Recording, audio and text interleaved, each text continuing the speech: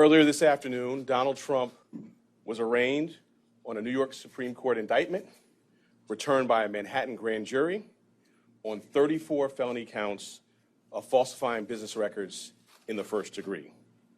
Under New York state law, it is a felony to falsify business records with intent to defraud and an intent to conceal another crime.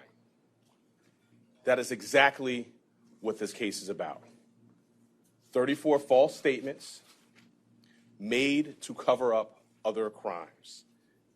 These are felony crimes in New York State, no matter who you are.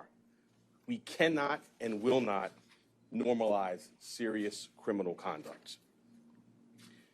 The defendant repeatedly made false statements on New York business records.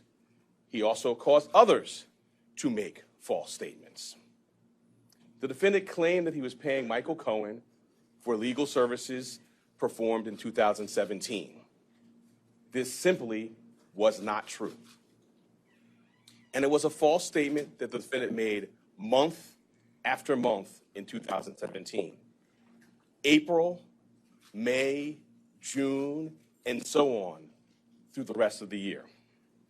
For 9 straight months, the defendant held documents in his hand containing this key lie, that he was paying Michael Cohen for legal services performed in 2017.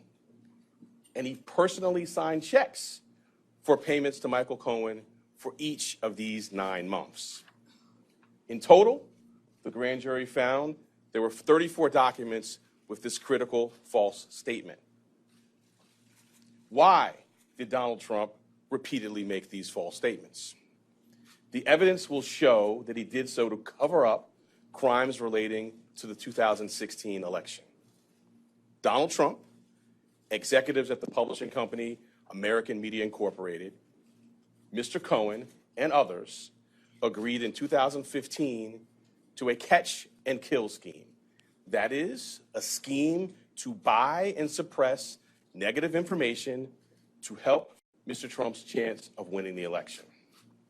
As part of this scheme, Donald Trump and others made 3 payments to people who claimed to have negative information about Mr. Trump.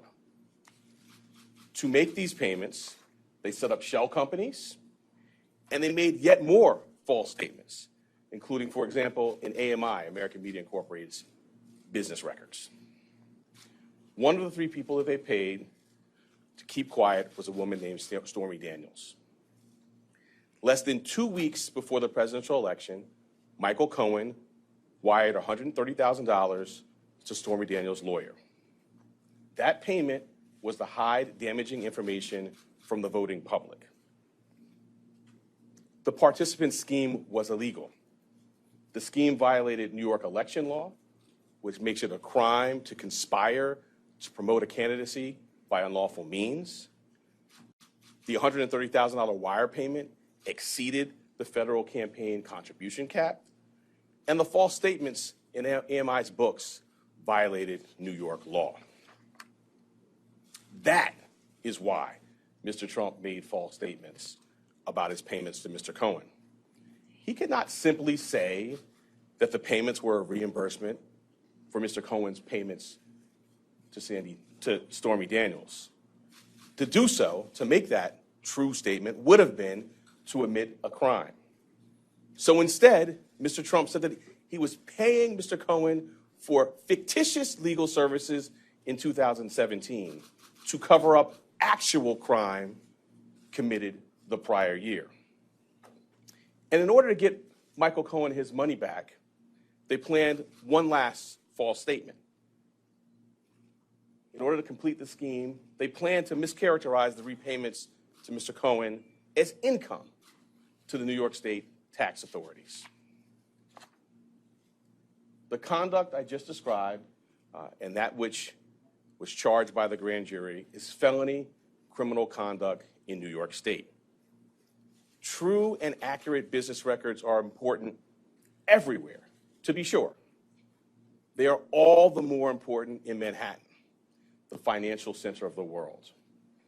That is why we have a history in the Manhattan DA's office of vigorously enforcing white-collar crime. My office, including the talented prosecutors you saw at arraignment earlier today, has charged hundreds of felony falsifying business records. This charge, it can be said, is the bread and butter of our white-collar work.